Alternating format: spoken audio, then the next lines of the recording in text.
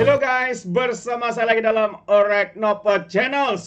Isu yang hangat diperkatakan di Parlimen oleh rakyat Malaysia hari ini adalah berkaitan dengan UPSR. Siapa sebenarnya yang mansukan UPSR ini?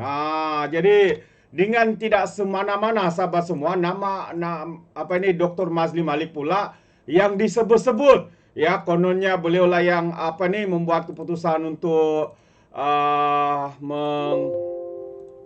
memasukkan UPSR dan juga PT3. Benarkah ya yang memasukkan itu Dr. Mazli Malik sahabat semua atau menteri daripada kerajaan sebelum ini, Kerajaan PAS Bersatu Perikatan Nasional? Jadi sahabat semua, saya ingin membawakan Anda kenyataan terkini ya daripada Dr. Mazli Malik ya menafikan dan membuat pendedahan ya individu menteri yang terbabit yang memasukkan UPSR dan juga PT3 ini.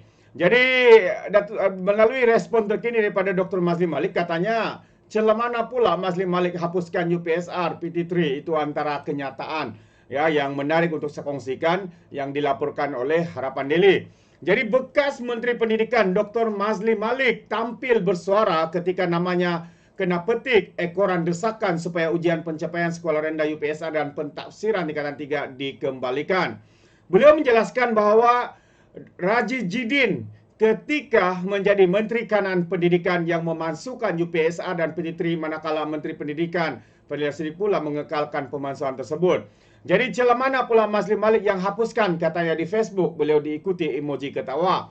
Mazli berkata, beliau tidak pernah menghapuskan apa-apa peperiksaan awam sepanjang dilantik sebagai Menteri Pendidikan dari 2018 hinggalah tahun 2022, 2 tahun. Walau bagaimanapun, beliau menasihatkan agar semua pihak menerima penghapusan kedua-dua peperiksaan awam bagi murid tahun 6 dan tingkatan 3 itu. Jadi apapun katanya, KPM dah bertegas kekalkan mansu UPSR dan PT3, move on sahaja. Bersama guru dan ibu bapa memperkasakan dan memperbaiki PBS dan PBD, katanya. Jika tanya saya apa yang kita mampu buat sebagai rakyat Malaysia, marhain.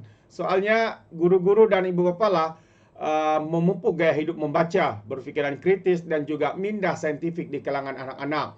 Membaca dan berfikir, jangan ikut membuta tuli, nasihatnya lagi. Jadi kemarin YB Fadlina menegaskan bahawa kerajaan pada masa ini tidak akan berpatah balik dengan mengekalkan keputusan penghapusan UPSR dan PT3 kerana tidak lagi relevan.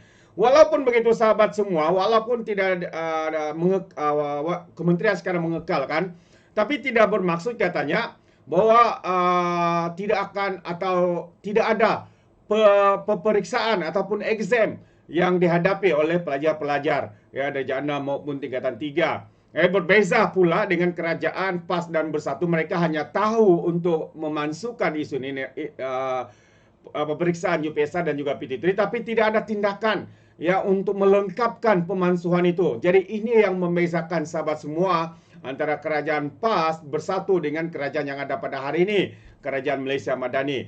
Jadi itu pandangan saya. Jadi sahabat semua, apa pandangan Anda? Anda boleh berikan komen ya di dalam ruangan komen. Dan sebelum saya akhiri, satu perkara juga yang menarik untuk saya kongsikan, dan saya agak tertanya-tanya bagaimana seorang yang berbangsa ataupun warga Bangladesh boleh memiliki gelaran datuk. Dan akhirnya hari ini SPRM menahan warga Bangladesh itu yang bergelar datuk. Dari mana beliau dapat gelaran datuk itu? Adakah ianya palsu? Adakah yang dibeli atau sebagainya? Berbagai persoalan juga yang keluar daripada benak fikiran saya. Jadi mari kita lihat kenyataan daripada SPRM ini, yang mana dikatakan Suruhanjaya Pencegahan Rasuah Malaysia menahan seorang warga Bangladesh bergelar datuk atas dakwaan memohon kota pekerja migran bagi projek yang tidak wujud.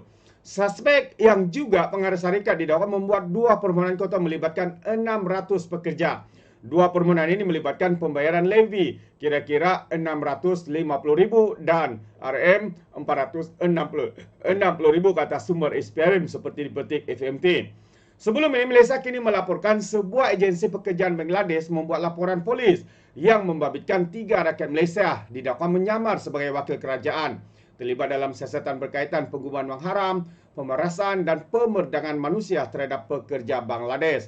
Jadi semakan Malaysia kini mendapati ketiga-tiga individu yang didakwa menyamar sebagai wakil kerajaan Malaysia itu memegang gelaran seperti Datuk Seri, Datuk dan Doctor of Business Administration. Jadi ini menunjukkan sahabat semua, gelaran Datuk itu bolehlah kita anggap sebagai satu gelaran yang palsu. Sebab mereka di sini pun menyamar sebagai wakil kerajaan. Apabila wakil kerajaan maksudnya mereka ini penipu. Dan mungkin gelaran Datuk Seri ataupun Datuk itu tidak pernah diberikan kepada mereka. Jadi bagaimanapun salah seorang daripada individu terbabit menafikan tuduhan itu kepada Malaysia Kini dengan syarat identitinya dirahsiakan. Laporan polis tersebut menyebabkan pihak polis Bangladesh mengeluarkan surat kepada cabang Interpol di Malaysia meminta penangguhan sistem pengurusan berpusat pekerja asing yang dimiliki oleh Bestanet Sdn Bhd. Dan polis Bangladesh juga memohon perintah ekstradisi terhadap pengasas Bestanet Aminul Islam Adunor dan rakannya Ruhul Amin.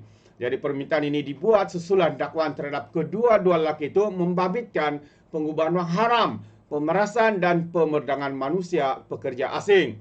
Pun begitu, Aminul dan Bestanet menafikan tuduhan berkenaan. Jadi ini antara sahabat semua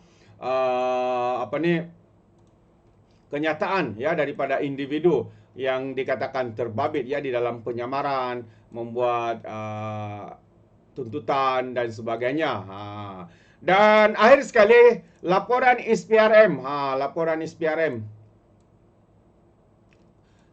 dibuat ya terhadap bekas pegawai kanan Syarikat Perlombongan di Sabah. Wow, satu lagi ya, kita ucapkan tahniah, sibuk ya rasanya SPRM sekarang ini. Jadi satu laporan dibuat kepada Suruhanjaya Pencegahan Rasuah Malaysia SPRM terhadap bekas pegawai kanan sebuah syarikat perlombongan di Sabah yang didakwa menyalahgunakan kuasa. Sumber memberitahu FMT didakwa itu berkisar hubungan rapat bekas pegawai itu dengan seorang broker dari Semenanjung. Sumber itu mendakwa hubungan itu bermula sejak pegawai itu bertugas di Jabatan Mineral dan Geoscience. Menurutnya, pakatan sulit antara mereka mendapat perhatian Ketua Menteri Sabah Haji Jinor yang memutuskan tidak memperbaharui kontrak pegawai tersebut menjadikannya sangat kecewa. Penamatan kontrak juga boleh dilakukan sesetan yang mendapati pelanggaran tata kelola baik dan salah guna kuasa. Jadi bagi melindungi diri mereka, bekas pegawai kanan dan broker berkenaan menggunakan taktik ugutan seperti rakaman video yang telah dirancang sejak awal. Jadi mereka bekerjasama dengan parti politik tertentu untuk meneruskan agenda mereka. Dan mereka juga cuba melindungi diri untuk mendapatkan perlindungan di bawah Undang-Undang Pemberi Maklumat dengan bertindak sebagai pemberi maklumat dengan tujuan melindungi jenayah mereka, tambah sumber itu lagi. Sumber itu berkata Haji J enggan tunduk dengan cubaan prasebut berkenaan yang dikatakan bermula beberapa bulan lalu. Walaupun tiada nama disebut, laporan itu dipercayai ada kaitan dengan bekas Ketua Pegawai Eksekutif Sabah Mineral Management Sdn Bhd John Tin Inggihon dan pemberi maklumat yang mengancam untuk meledakan skandal rasuah membabitkan 8 adun di negeri itu. Jadi awal hari ini Malaysia Kini menyiarkan video yang didakwahkan oleh pemberi maklumat yang memaparkan Inggihon mendakwa Haji J menyalahgunakan kuasanya dan memihak kepada kontraktor terbabit. Jadi sahabat semua, ini antara perkara yang sedang hangat juga diperkatakan di media sosial, melibatkan dikatakan seorang pemberi maklumat ya yang sudah berjumpa dengan SPRM mendedahkan kepada Malaysia Kini tentang satu rakaman video suara ya, video lah tapi yang suara itu diekstrak daripada sebuah video dan sedang tular ya ketika ini di media sosial. Jadi perkara ini mendapat perhatian daripada SPRM dan juga ya keseluruhannya. Jadi apa pandangan anda sahabat semua beberapa isu yang saya kongsikan tadi ya, yang masukkan UPSR dan PT3 adalah Menteri Pendidikan Kerajaan PAS Perikatan Nasional yaitu Raji Jidin. Itu dia. Jadi sampai di sini saja. Sekiranya anda mau berikan sebarang komen pandangan yang anda boleh berikan dalam ruangan komen. Tapi ingat komen dengan cara berhema. Jadi terima kasih. Izinkan saya untuk mengundurkan diri dan seperti biasa peribahasa mengatakan tapapun kangkap 2 ton keinginan. Dalam bahasa Melayunya tepuk dada tanya selera. Sekian daripada Alright Dapat Channel. Sampai kita berjumpa lagi. Bye bye.